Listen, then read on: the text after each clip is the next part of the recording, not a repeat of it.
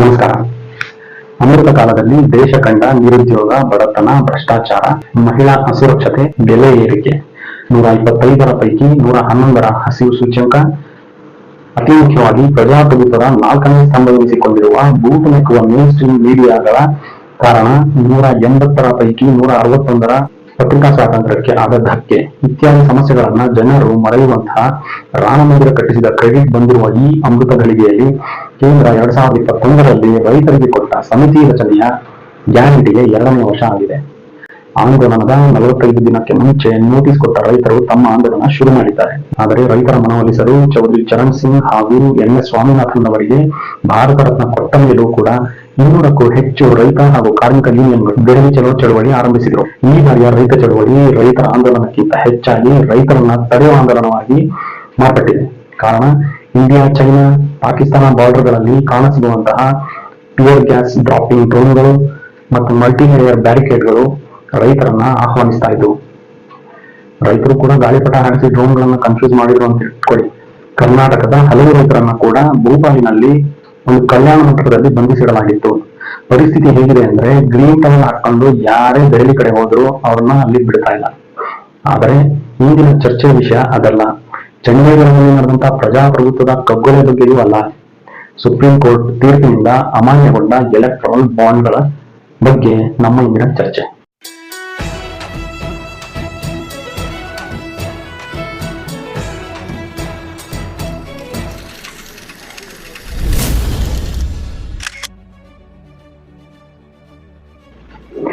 Electoral bond ಅಂದ್ರೆ ಏನು ಅನ್ನೋದನ್ನ ಈ ಸ್ಕ್ರೀನ್ ನಲ್ಲಿ ನೋಡಿ.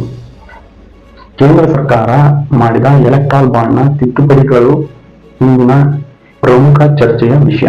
ಮೊದಲನೇ ತಿದ್ದುಪಡಿ, ಕಂಪನಿಯೊಂದು ತನ್ನ ಹಿಂದಿನ 3 ವರ್ಷಗಳಲ್ಲಿ ಮಾಡಿದ ಆವರೇಜ್ ಅಥವಾ ಸರಾಸರಿ ಲಾಭದ 7.5% ಡೊನೇಟ್ ಮಾಡಬಹುದಿತ್ತು. 2018ರಲ್ಲಿ ಕಂಪನಿ ಆಕ್ಟ್ಸ್ 2013ರಲ್ಲಿ ಮಾಡಲಾದ ತಿದ್ದುಪಡಿಯಿಂದ ಡೊನೇಷನ್ ಮೇಲೆ ಯಾವುದೇ ಲಿಮಿಟ್ ಇಲ್ಲ. ಅಲ್ಲ, ಕಂಪನಿಗಳ ಉದ್ದೇಶನೇ ವ್ಯಾಪಾರ. ಹಾಗಾಗಿ ಅವರು ಲಾಭದಲ್ಲಿ ಸ್ವಲ್ಪ ಪ್ರಮಾಣವನ್ನು ಮಾತ್ರ ಡೊನೇಟ್ ಮಾಡಬಹುದು. ಅನ್ಲಿಮಿಟೆಡ್ ದಾನ ಮಾಡೋದಾದ್ರೆ ಬಿಸ್ನೆಸ್ ಯಾಕೆ ಮಾಡಬೇಕು?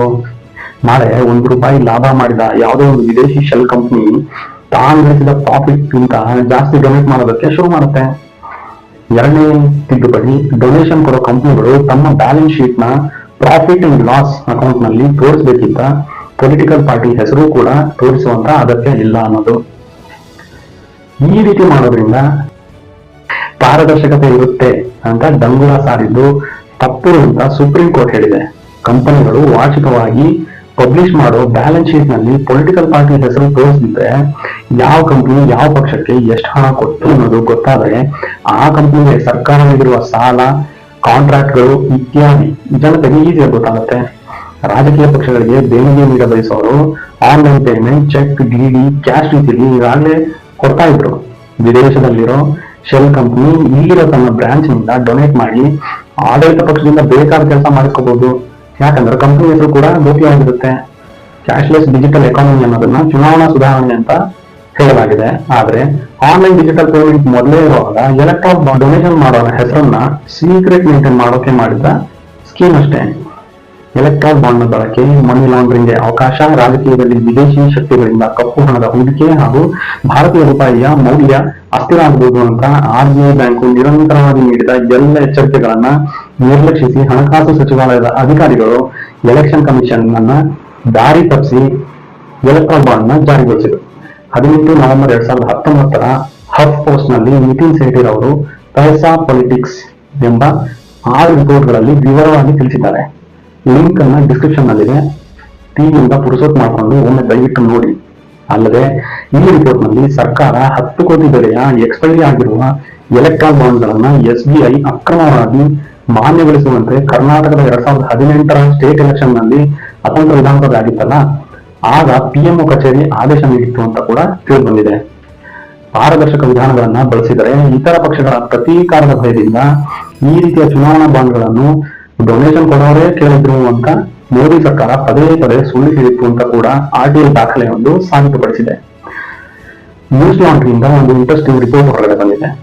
ಯಾವ್ಯಾವ ಕಂಪನಿಗಳ ಮೇಲೆ ಯಾವ್ಯಾವ ಕಾಲಘಟ್ಟದಲ್ಲಿ ರೈಡ್ಗಳಾಯ್ತು ಮತ್ತೆ ಆ ಸಂಸ್ಥೆಗಳು ಯಾವ್ಯಾವ ಕಾಲಘಟ್ಟದಲ್ಲಿ ಡೊನೇಷನ್ ಕೊಟ್ಟರು ಅನ್ನೋದನ್ನ ಕಂಪೇರ್ ಮಾಡಿ ಆ ರಿಪೋರ್ಟ್ನ ಪ್ರಕಾರ 2018, 19 ಮತ್ತು 22, 23ರ ಫೈನಾನ್ಷಿಯಲ್ ಇಯರ್ನ ನಡುವೆ ಬಿಜೆಪಿಗೆ ಸುಮಾರು 335 ಕೋಟಿ ರೂಪಾಯಿಗಳನ್ನ ದೇಣಿಗೆ ನೀಡಿದ ಕನಿಷ್ಠ 30 ಕಂಪನಿಗಳ ವಿರುದ್ಧ ಅದೇ ಅವಧಿಯಲ್ಲಿ ಕೇಂದ್ರದ ಏಜೆನ್ಸಿಗಳು ಕ್ರಮ ಕೈಗೊಂಡಿದ್ದವು.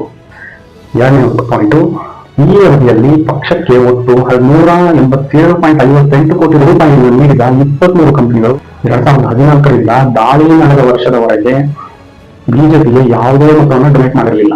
ಮೂರನೇದು, ಪಕ್ಷಕ್ಕೆ ಈಗಾಗಲೇ ಡೋನರ್ಸ್ಗಳಾಗಿರುವಂತಹ ಈ ಸಂಸ್ಥೆಗಳ ಪೈಕಿ ಕನಿಷ್ಠ 6 ಸಂಸ್ಥೆಗಳು ರೈಡ್ ನಡೆದ ನಂತರದ ತಿಂಗಳುಗಳಲ್ಲಿ ಭಾರೀ ಡೊನೇಷನ್ ನೀಡಿದೆ. 4ನೇ ಅಂಶ, ಪ್ರತಿ ವರ್ಷವೂ ಬಿಜೆಪಿಗೆ ದೇಣಿಗೆ ನೀಡುತ್ತಿದ್ದ ಇತರ 6 ಸಂಸ್ಥೆಗಳು ಒಂದು ಹಣಕಾಸು ವರ್ಷದಲ್ಲಿ ಡೊನೇಷನ್ ಕೊಡೋದನ್ನ ನಿಲ್ಲಿಸಿದ್ರೆ ಅದರ ನಂತರದ ವರ್ಷದಲ್ಲಿ ಕೇಂದ್ರ ಅವರ ವಿರುದ್ಧ ಕ್ರಮ ತಗೊಂಡಿದೆ. ಲೋಕೇಶ್ ಬಾತ್ರಾ ಅವರು ಪಡೆದಿರುವಂತಹ ಆರ್ಟಿಐನ ಪ್ರಕಾರ 2018ರಿಂದ ಡಿಸೆಂಬರ್ 22ರವರೆಗೆ 1000 ರು ಮುಖಬೆಲೆಯ ಬಾಂಡ್ಗಳು 1% ಕಡಿಮೆ ಬೆಲೆಯಲ್ಲಿ ದೇಣಿಗೆ ನೀಡಲಾದರೆ 1 ಕೋಟಿ ರೂಪಾಯಿ ಮೌಲ್ಯದ ಬಾಂಡ್ಗಳನ್ನ 94% ಹೆಚ್ಚಿಗೆ ದೇಣಿಗೆ ನೀಡಲಾಗಿದೆ. ಪಾರದರ್ಶಕತೆ ಬಗ್ಗೆ ಗಂಟೆಗಟ್ಟಲೆ ಲೆಕ್ಚರ್ ಕೊಡುತ್ತಿದ್ದ ರಾಜಕೀಯ ಪಕ್ಷವೊಂದು ದೇಶದ ಜನತೆಯನ್ನ ಕತ್ತಲಿನಲ್ಲಿಟ್ಟು ತನ್ನ ರಾಜತಂತ್ರವನ್ನ ಮಾಡುತ್ತಿತ್ತು ಎಂಬುದನ್ನು ಸುಪ್ರೀಂ ಕೋರ್ಟ್ನ ತೀರ್ಪು ಹಲವು ಕಾರ್ಪೊರೇಟ್ ಕಂಪನಿಗಳ ಹಾಗೂ ಅಹಂಕಾರಿ ರಾಜಕೀಯ ನಾಯಕರ ಗುಟ್ಟನ್ನ ರಟ್ಟಾಗಿಸಿದೆ. ಸುಪ್ರೀಂ ಕೋರ್ಟ್ ಎಲೆಕ್ಟ್ರಾನ್ ಬಾಂಡ್ ಅಸಂವಿಧಾನಿಕ ಅಂತ ಘೋಷಿಸಿ ಅದನ್ನು ರದ್ದು ಮಾಡಿದೆ. ಈ ನೀತಿಯನ್ನು ಜಾರಿಗೊಳಿಸುವುದಕ್ಕೆ ನಡೆಸಲಾದ ಎಲ್ಲ ಸಂಶೋಧನೆಗಳನ್ನು ರದ್ದುಗೊಳಿಸಲಾಗಿದೆ. ಅಲ್ಲದೆ ತೀರ್ಪಿನ ದಿನದ ಹಿಂದಿನ 15 ದಿನಗಳಲ್ಲಿ ಬಂದಿರುವಂತಹ ಎಲ್ಲ ಬಾಂಡ್ಗಳನ್ನ SBI ಹಿಂತಿರುಗಿಸಬೇಕು ಅಂತ ಕೂಡ ಸುಪ್ರೀಂ ಕೋರ್ಟ್ ಆದೇಶ ನೀಡಿದೆ. Chief justice of India Chandrachud Singh, justice Sanjeev Khanna, justice BR Gavai, justice JB ಪಾರ್ಡಿವಾಲಾ ಹಾಗೂ ಜಸ್ಟಿಸ್ ಮನೋಜ್ ಮಿಶ್ರಾ ಕಳೆದ ನವೆಂಬರ್ನಲ್ಲಿ ತೀರ್ಪು ನೀಡಿದ್ರೂ ಕೂಡ ಅದನ್ನು ಸುರಕ್ಷಿತವಾಗಿ ಇಡಲಾಗಿತ್ತು. ಚುನಾವಣಾ ಬಾಂಡ್ ಅಂದ್ರೆ ಏನು ಎಂಬುದರ ಅರ್ಥ ನಿಮ್ಮ ಸ್ಕ್ರೀನ್ ಮೇಲೆ ಇದೆ. ಆದರೂ ಎಲೆಕ್ಟ್ರಾಲ್ ಬಾಂಡ್ಗೆ ಒಂದು ಹೊಸ ರೀತಿಯ ಡೆಫಿನೇಷನ್ ಅನ್ನ ಕಪಿಲ್ ಸಿಬ್ಬಲ್ ನೀಡಿದ್ದಾರೆ. ಅವರ ಪ್ರಕಾರ ಎಲೆಕ್ಟ್ರಾಲ್ ಬಾಂಡ್ಗಳಿಗೂ ಚುನಾವಣೆಗೂ ಯಾವುದೇ ಸಂಬಂಧ ಇಲ್ಲ, ಬದಲಾಗಿ ಇದು ಕಾರ್ಪೊರೇಟ್ ಕಂಪನಿಗಳ ಹಾಗೂ ಬಿಜೆಪಿ ನಡುವಿನ ಬಾಂಡಿಂಗ್ ಅಂತ ಹೇಳಿದ್ದಾರೆ. ಸುಪ್ರೀಂ ಕೋರ್ಟ್ ಎಲೆಕ್ಟ್ರಾಲ್ ಬಾಂಡ್ ಅನ್ನ ಕೇವಲ ಲಾಭಕ್ಕಾಗಿ ಮಾಡಿದ ಒಪ್ಪಂದ ಕ್ವಿಡ್ ಪ್ರೊ ಕ್ವೋ ಅಂದ್ರೆ ಸಾರ್ವಜನಿಕರಿಗಲ್ಲದೆ ಕೇವಲ ಉದ್ಯೋಗಪತಿಗಳು ಅಥವಾ ಕಾರ್ಪೊರೇಟ್ಸ್ಗಳಿಂದ ಡೊನೇಷನ್ ಪಡೆಯೋದು, ಅವರಿಗೆ ಲಾಭ ಗಳಿಸುವ ಅವಕಾಶ ಸೃಷ್ಟಿ ಮಾಡೋದು. ಈಗಿನ ಎಲೆಕ್ಟ್ರಾಲ್ ಬಾಂಡ್ ಜನಪ್ರತಿನಿಧಿತ್ವ ಕಾನೂನು ಹಾಗೂ ಕಂಪನಿ ಕಾನೂನಿನಲ್ಲಿ ಮಾಡಲಾದ ಸಂಶೋಧನೆಗಳು ಅನುಚ್ಛೇದ 19(1)(a) ನ ಉಲ್ಲಂಘನೆ ಮಾಡಿ RTI ಸೂಚನಾಧಿಕಾರದ ವಿರುದ್ಧವಾಗಿದ್ದು ಅಸಂವಿಧಾನಿಕ ಅಂತ ಘೋಷಿಸಿದೆ. ಪ್ರಧಾನಮಂತ್ರಿಗಳು ಸುಪ್ರೀಂ ಕೋರ್ಟಿನ ಈ ತೀರ್ಪಿನ ಬಗ್ಗೆ ಸಾಂವಿಧಾನಿಕ ಹಾಗೂ ನೈತಿಕ ಜವಾಬ್ದಾರಿ ಹೊರುವರೆ ಎಂದು ಕಾದು ನೋಡಬೇಕಾಗಿದೆ. ಏಕೆಂದ್ರೆ ಅವರ ನೇತೃತ್ವದಲ್ಲಿಯೇ ಈ ಕಾನೂನು ಪಾಸ್ ಮಾಡಲಾಗಿತ್ತು. ಅಲ್ಲದೆ ಸುಪ್ರೀಂ ಕೋರ್ಟ್ ಇದನ್ನ ಅಸಂವಿಧಾನಿಕ ಅಂತ ಘೋಷಿಸಿದೆ. ಪ್ರಪಂಚದ 180 ರಾಷ್ಟ್ರಗಳ ಪೈಕಿ 161ನೇ ಸ್ಥಾನ ಗಳಿಸಿರುವ ಬಕೆಟ್ ಮಾಧ್ಯಮಗಳು ಮತ್ತು ಮೀಡಿಯಾದ ಎಷ್ಟು ಜನ ಪತ್ರಕರ್ತರು ಇಲ್ಲಿಯವರೆಗೂ ಸುದ್ದಿಗೋಷ್ಠಿಯನ್ನೇ ನಡೆಸದ ಪ್ರಧಾನಮಂತ್ರಿಗಳ ಬಳಿ ಈ ಪ್ರಶ್ನೆ ಕೇಳುವ ಧೈರ್ಯ ತೋರಲಿದ್ದಾರೆ ಅಂತ ಕಾದು ನೋಡಬೇಕಿದೆ. ಎಲೆಕ್ಟ್ರಾಲ್ ಬಾಂಡ್ ಬಗ್ಗೆ ಕೇಳಲಾದ ಎಲ್ಲ ಪ್ರಶ್ನೆಗಳ ಗಂಭೀರತೆ ಏನೆಂದು ಸುಪ್ರೀಂ ಕೋರ್ಟ್ನ ತೀರ್ಪಿನಿಂದ ಖಚಿತವಾಗಿದೆ. ಇತ್ತೀಚೆಗೆ ಬಿಜೆಪಿ ಪಕ್ಷದ ಅನಿಲ್ ಮಸಿ ಕ್ಯಾಮರಾ ಎದುರಿಗೆ ಪ್ರಜಾಪ್ರಭುತ್ವದ ಕಗ್ಗೊಲೆ ಮಾಡುವಾಗ ಸುಪ್ರೀಂ ಕೋರ್ಟ್ ಕೈಗೆ ಸಿಕ್ಕಿಬಿದ್ದಿದ್ದಾರೆ. ಯಾವುದೇ ಬಿಜೆಪಿ ನಾಯಕರು ಅದರ ನೈತಿಕ ಹೊಣೆ ಹೊರಲು ಮುಂದೆ ಬಂದಿಲ್ಲ. ಕೇವಲ 10 ದಿನಗಳಲ್ಲಿ ಸುಪ್ರೀಂ ಕೋರ್ಟ್ ಮೋದಿ ಸರ್ಕಾರ ಹಾಗೂ ಅವರ ಪಕ್ಷ ಮಾಡಿದ ಫ್ರಾಡ್ ಅನ್ನು ಹಿಡಿದುಹಾಕಿದೆ. PM ಕೇರ್ಸ್ ಫಂಡ್ ಬಗ್ಗೆಯೂ ಇದೇ ರೀತಿ ಏನಾದರೂ ಮಾಹಿತಿ ಬಹಿರಂಗ ಆದರೆ ಯಾವ ಪಕ್ಷ ಚುನಾವಣಾ ನಿಧಿ ಹೆಸರಿನಲ್ಲಿ ಈ ದುಸ್ಸಾಹಸ ತೋರಿ ಅಸಂವಿಧಾನಿಕ ರೀತಿಯಲ್ಲಿ ನಡೆದುಕೊಂಡಿದೆಯೋ ಆ ಪಕ್ಷಕ್ಕೆ ಅಂತಹ ಅನಿವಾರ್ಯತೆ ಏನಿತ್ತು ಎಂದು ದೇಶದ ಜನತೆಗೆ ಉತ್ತರಿಸಬೇಕಿದೆ.